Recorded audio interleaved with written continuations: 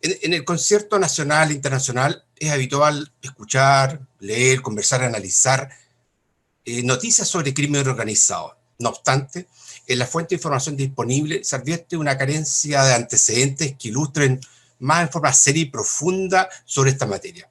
Y hay ciertas preguntas que uno se puede formular. ¿Qué es el crimen organizado?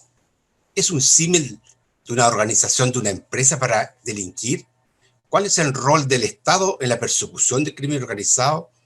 Igualmente, ¿tienen las policías las suficientes herramientas para una adecuada investigación? Bueno, esas son preguntas que nos llevaron a diseñar el siguiente tema.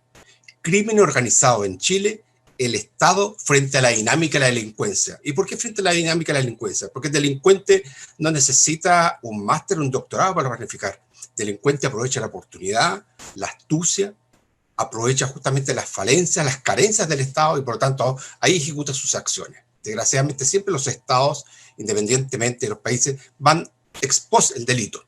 Bueno, para buscar estas respuestas, agradecemos la participación de nuestros panelistas invitados, quienes son poseedores de una sólida base docente y también de un know-how, una experiencia en sus respectivos campos profesionales que atraviesan desde la criminalística hasta el derecho penal. Nuestros panelistas, ¿quiénes son? En primer lugar, les presento a don Raúl Muñoz Calisto. Don Raúl es subprefecto en retiro de la Policía de Investigaciones de Chile, PDI. Don Raúl también es licenciado en Investigaciones Criminalísticas, magíster en Análisis de Inteligencia Comunicacional por la Universidad Mayor, es perito forense bilingüe en Investigación Criminalística, bilingüe español e inglés. Y también tiene su tiempo en su actividad privada como asesor y consultor en análisis criminal y es compañero también como youtuber de nuestro querido panelista estable, don Jorge Aguirre. Son la competencia, pero nosotros no somos competencia, ¿eh? Nos complementamos, no nos peleamos aquí. Bueno, nuestro otro panelista es un panelista muy especial.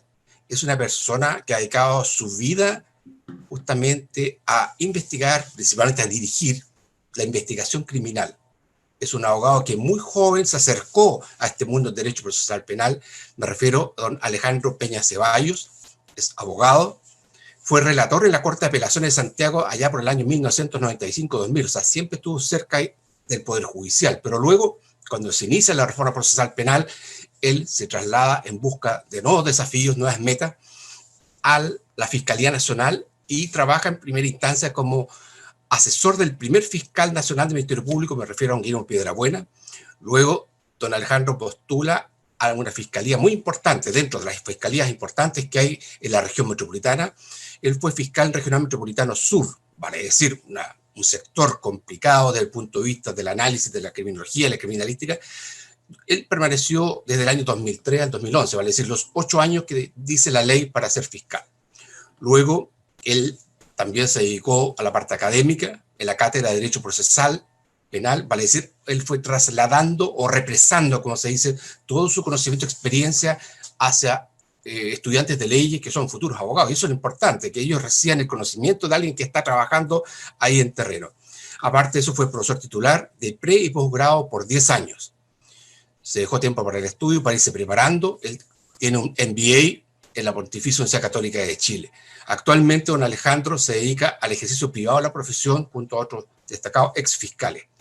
Por lo tanto, nuestros dos panelistas invitados desde sus distintas plataformas son personas que tienen una vastísima experiencia sobre el tema que hoy día vamos a conversar del crimen organizado. Y por supuesto, nuestro programa también tiene una persona que ha dedicado toda su vida al estudio de la criminología y la criminalística, muy conocido por todos ustedes, que es don Jorge Aguirre Repich, mayor en retiro que de Chile. Jorge es profesor de Estado, tiene una amplísima capacitación también dentro del campo, como lo decía anteriormente, de la criminología criminalística, tanto en la Pontificia Universidad Católica de Chile, en la Universidad de Chile y en el exterior, tanto en Argentina como en Estados Unidos, y algunas pasadas también que hizo por España como observador de Naciones Unidas, o sea, una persona que también tiene un acervo cultural muy profundo y holístico sobre la materia. Jorge se deja tiempo también para ser columnista en Tiempo 21, él es youtuber, independiente y como le decía también hace una suerte de un trío justamente con otro subprefecto en retiro que es don Gilberto Paso, con lo cual son personas que conocen muy bien la realidad sociopolítica, delincuencial del país y son personas sumamente actualizadas. Vale decir, tenemos 3 personas muy, pero muy expertas en el tema. Y ellos ya conocen sus tiempos, las formas de participar en nuestro programa. Para quienes asisten por primera vez a nuestro programa, se recuerda que las preguntas quedan al final de las exposiciones de nuestros respectivos invitados. En primer término, se va a dirigir a los presentes, don Raúl Muñoz, posteriormente el ex fiscal don Alejandro Peña, y finalmente, como siempre, hace una suerte de un relato final, un resumen, don Jorge Aguilar. Así que, Raúl, por favor, muchas gracias por tu interés acompañarnos y deleítanos, por favor, con tu experiencia. Bueno, muy buenas noches nuevamente a todos que nos estén viendo a través de este canal, conversando de las policías. Y por supuesto agradecerles la invitación. Raúl, Para no sé mí, si estás tú con problemas de audio o sonido, ¿está bien? Miguel. sí, ¿no? ¿Se escucha bien? Sí. Ah, Perfecto. ahí. Y, como les digo, la invitación a poder darles una mirada principalmente, un tema tan importante y tan relevante hoy en día para nuestro país y por supuesto también a nivel latinoamericano. Cuando hablamos de crimen organizado y nos remitimos a hablar de crimen organizado, la verdad es que necesariamente tenemos que remontarnos a un marco jurídico del que quizás va a hablar el señor Peña más adelante con mayor profundidad, pero necesariamente lo voy a citar, y que tiene que ver con la Convención de Palermo, que es la Convención de las Naciones Unidas, ¿cierto?, contra la delincuencia organizada transnacional.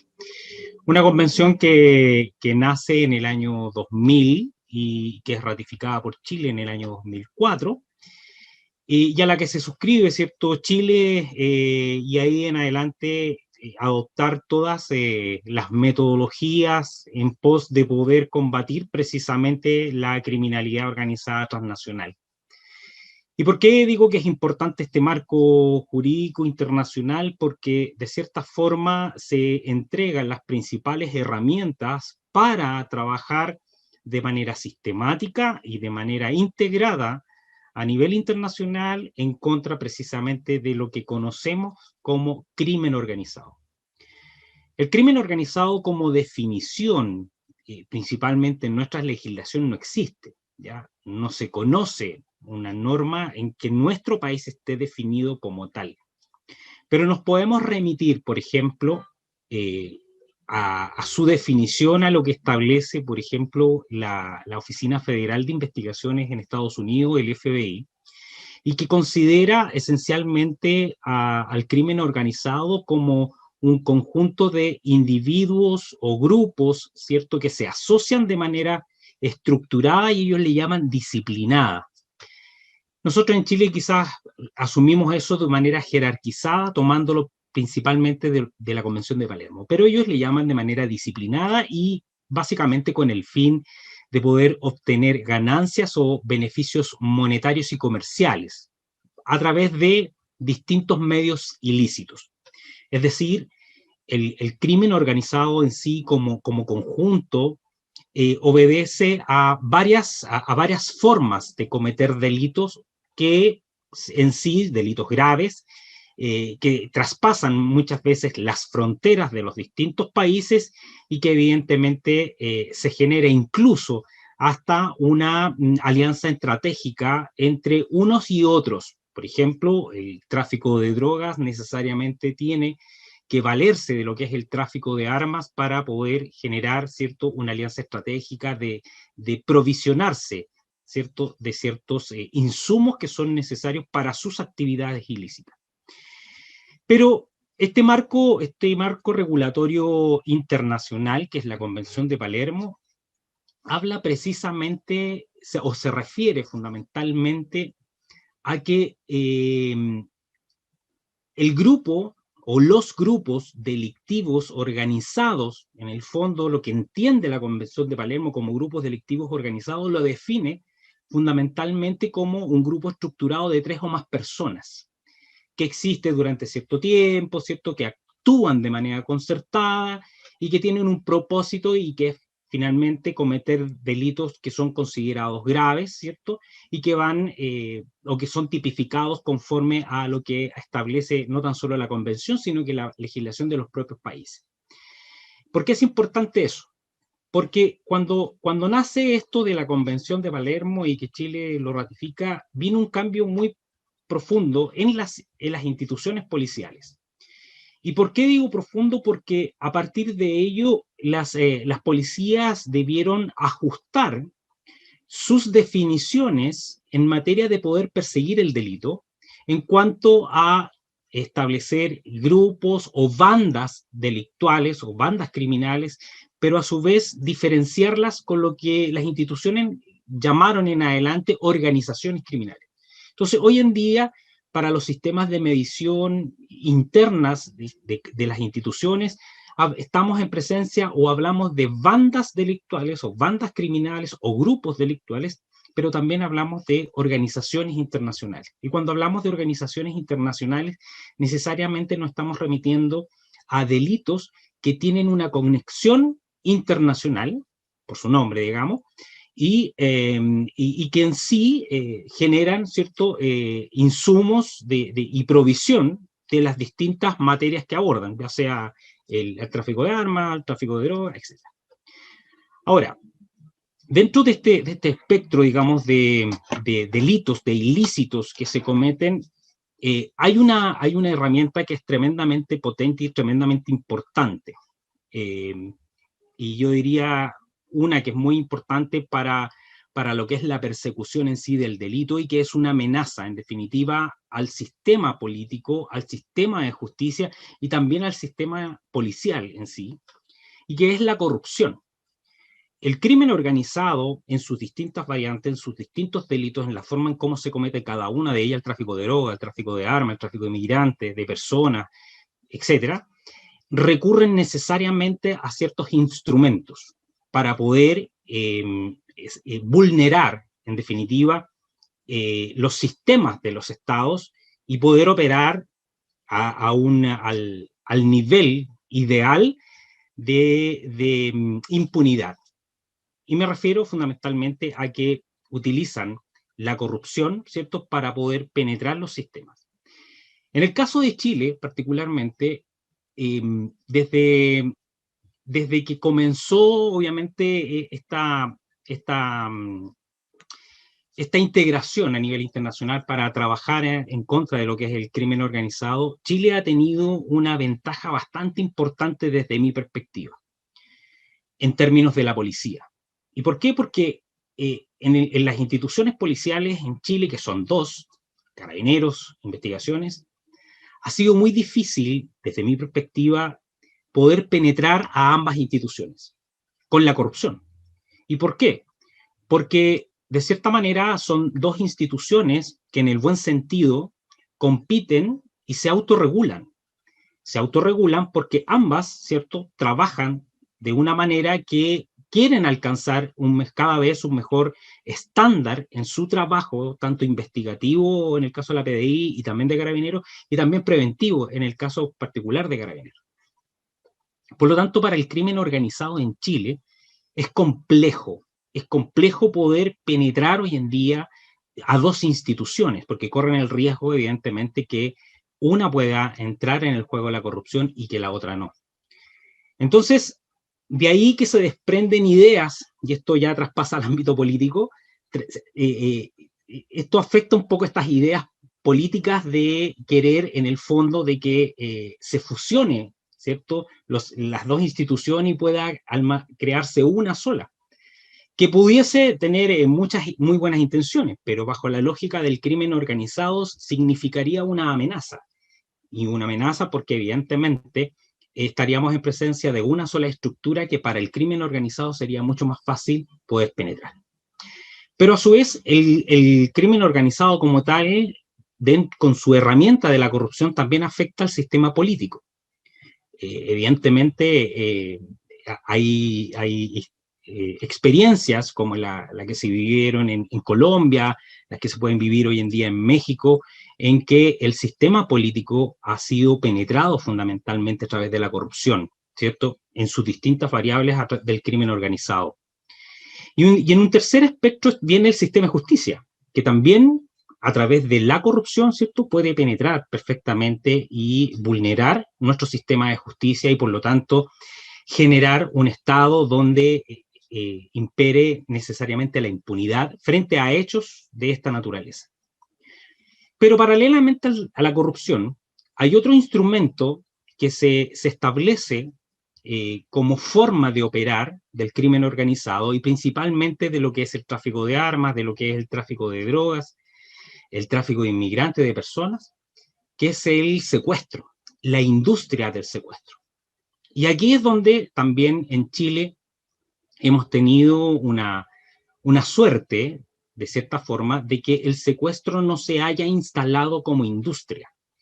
Y aquí yo siempre cuento lo siguiente, que Chile tuvo una experiencia con el secuestro, bueno, todavía la sigue teniendo. Han habido situaciones de secuestro en las que hay que estar monitoreando y estar muy atentos, sobre todo el último hecho que ocurrió en Coyipulli. Pero la historia en Chile, por ejemplo, desde el año 2000 al 2005, donde hubo una gran cantidad, una explosión, diría yo, de secuestros express y secuestros extorsivos que se dieron entre bandas rivales, fundamentalmente ligadas al narcotráfico, generó de cierta manera un impacto en el mundo delictual y sobre todo en la mirada internacional que pretendía de cierta forma llegar a Chile, de no poder instalar en la industria del secuestro, ya que aquí bajo el sistema antiguo y también en el de la reforma procesal, se han llegado a establecer penas bastante altas. ¿Ya? El delito de secuestro es uno de los delitos que hoy en día tiene una penalidad altísima que puede llegar incluso, dependiendo, ¿cierto?, de las agravantes, puede llegar incluso hasta la perpetua, ¿cierto?, calificada. Entonces, es un delito que, de cierta manera, y con la experiencia que hubo aquí en Chile, donde bandas de narcotraficantes que cometieron secuestro cumplieron efectivamente penas altísimas, la verdad que hubo un periodo más o menos entre el 2005 al 2012, 2013, en que el secuestro de cierta manera no tuvo un mayor auge, solamente se mantuvo en un nivel de lo que es las bandas rivales vinculadas al narcotráfico y en algunos casos al microtráfico de drogas. Sin embargo, la amenaza hoy en día de que el secuestro pueda necesariamente tomar un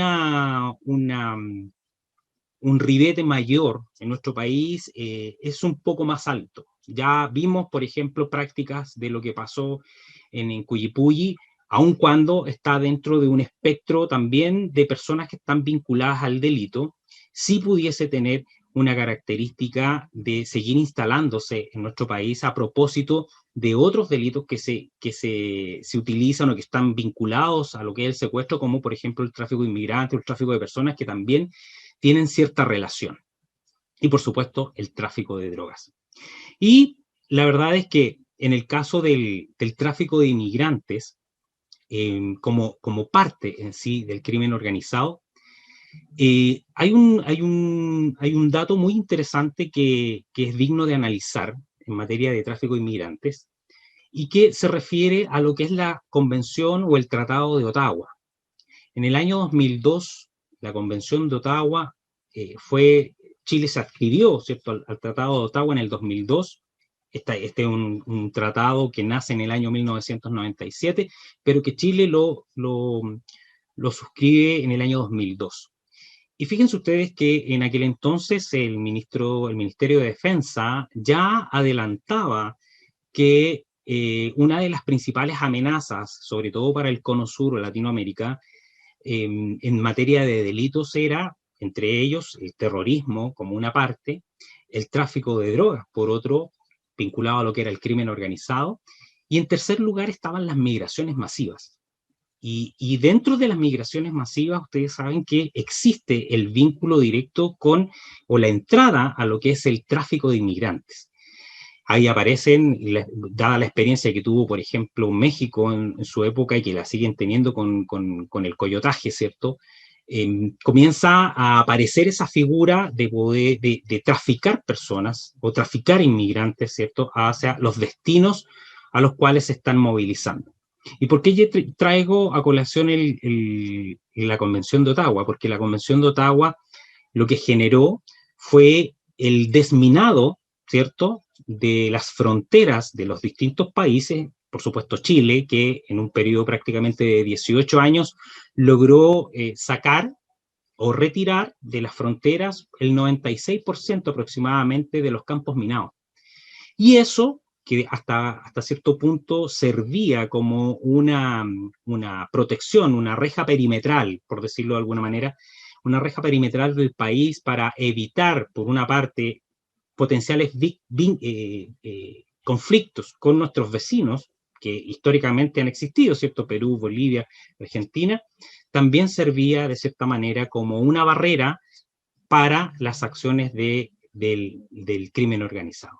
Pero al suscribirse ese tratado y retirar las minas antipersonales, sin duda que quedaron vulnerables las fronteras, y eso al día de hoy ha facilitado de cierta manera el desarrollo de delitos asociados al crimen organizado, principalmente el tráfico de inmigrantes.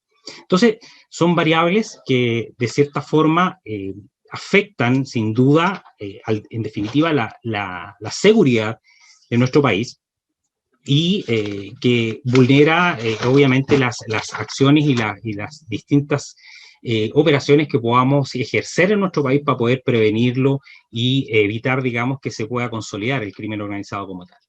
Y finalmente, para ir cerrando, uno de los delitos vinculados al al crimen organizado es sin duda el tráfico de armas. Un tráfico de armas que sí está como tal, pero que todavía desde mi perspectiva creo que está un tanto incipiente en términos de la escalada que significa, digamos, el tráfico de armas en otros países. En Chile todavía está de manera incipiente, sobre todo porque el principal problema que hay en Chile en el tema de las armas, y ustedes lo saben, me imagino, es básicamente la regulación o la fiscalización de las armas legales, fundamentalmente. Pero es una variante que es parte del crimen organizado y que sin duda hay que estar muy alerta, muy atenta, dado, digamos, el escenario internacional en el que se está moviendo hoy en día toda Latinoamérica. Hay conflictos en distintos países y que son conflictos que no son al azar. Varios de esos conflictos tienen un denominador común, tienen una causa común y que de una u otra manera está impactando a nuestro país y que claramente podría ser la puerta para el desarrollo aún más fortalecido de lo que es el crimen organizado. Así que eso es, bueno, a grandes rasgos, lo que puedo exponerles. Quedaré evidentemente atento a las preguntas, espero no haberme pasado en el tiempo. Y por supuesto, encantado de poder contestar las distintas preguntas que puedan venir. Así que gracias. Muchas gracias a su prefecto en retiro de la Policía de Investigaciones, don Raúl Muñoz.